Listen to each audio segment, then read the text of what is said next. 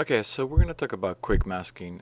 Quick masking can be found right below your foreground and your background colors on this little icon right here. If you move your mouse and wait 2 seconds, it'll tell you that this is edit in quick mask mode. The shortcut is the letter Q. And we're also going to be working with our channels right here. So when I make a selection, let's say that I use the marquee tool, right? If I hit Q, all right, our quick mask will be activated and you will see that your selection turns into a specific color. Okay, to change the color, we're gonna double click on this icon right here, quick mask. By default, Photoshop has masked area selected. I'm gonna select selected areas. The color can be changed right here under color.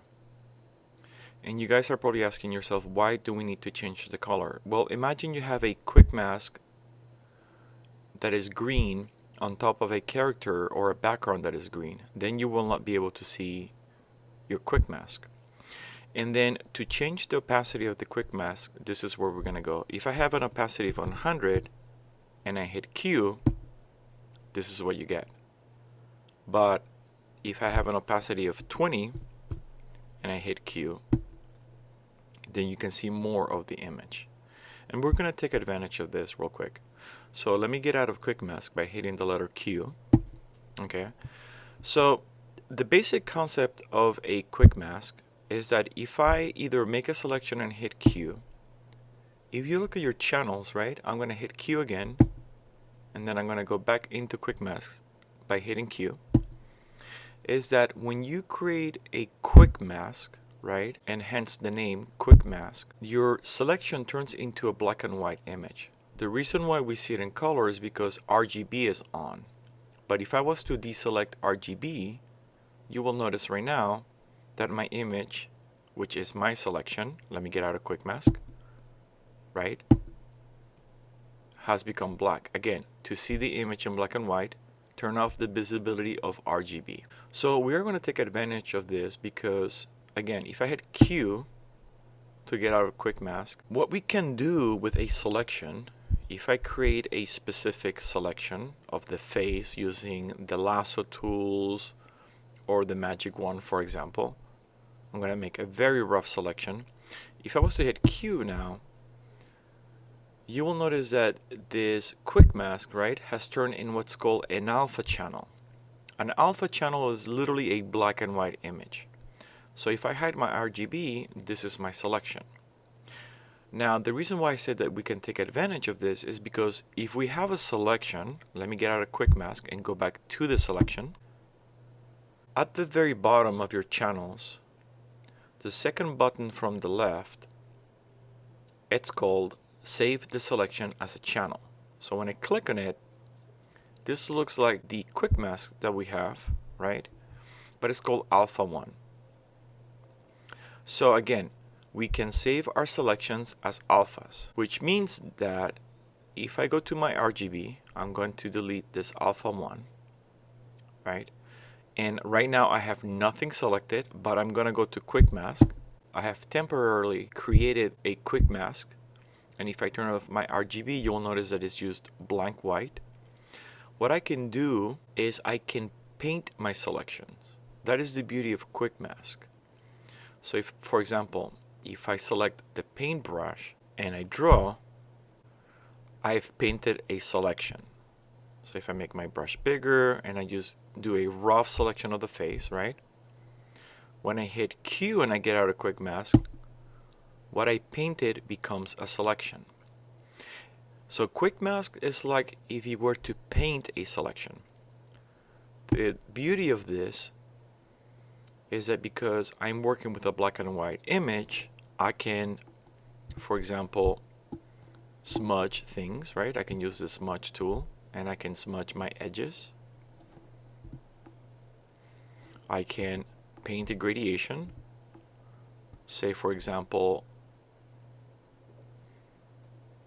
from black to white, and I can apply filters such as a Gaussian blur.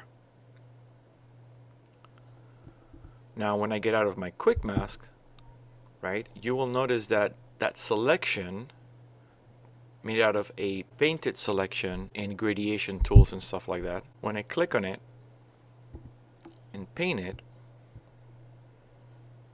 it will take advantage of the hardness and the softness of your selection. I'm gonna deselect this layer and go back.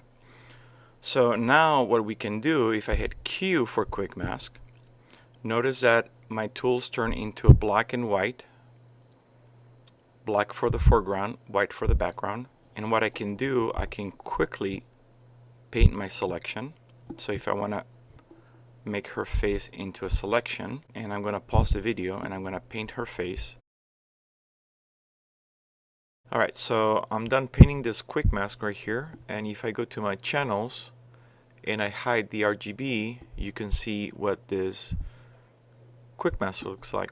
All I did was use a black brush and switch to white if I needed to erase something. And for the hair detail, I use the smudge tool with a brush with little dots right here. And the way it works is that you drag things out from the black out or from the white area in. Okay, we will cover that in another video. So once I get out of Quickmask by hitting the letter Q, I want to save this selection for future use.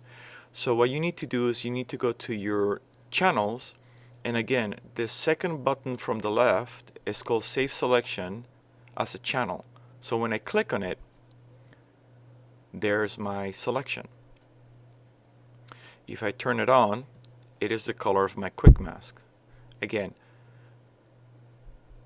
it's a black and white image, and if I go to my Quickmask and I double click on it, you will notice that we had the green color selected, right? So to change the color of this alpha, I would double click on the icon and it's going to open the channel option. I can change the color of my alpha. I can change its opacity. Let me go to 35, and now it's going to be pink. To change the name, double click on the alpha name, and I'm going to call this one face.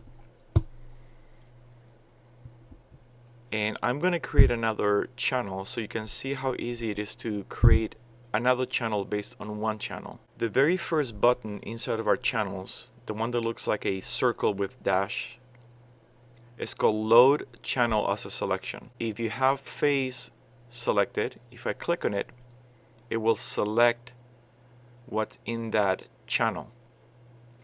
I can go to select inverse, so now the opposite of my channel will be selected, and I can create a new empty channel, and with a brush I can paint the inside of the eyes. So now if I deselect and turn on RGB, you will notice that the eyes are now part of this alpha. I'm going to call this alpha eyes, and I'm going to change the color to blue. And now if I turn on the visibility of the face channel, you will notice that I have two channels. Again, if I hide the RGB and I deselect the visibility of the eyes, you will notice that this is black. If I go to eyes, you will notice that the eyes are black. When you turn on the visibility of both alphas, you can see the differences in colors. I am going to change the opacity to 75. This is how you save your selections as alpha channels.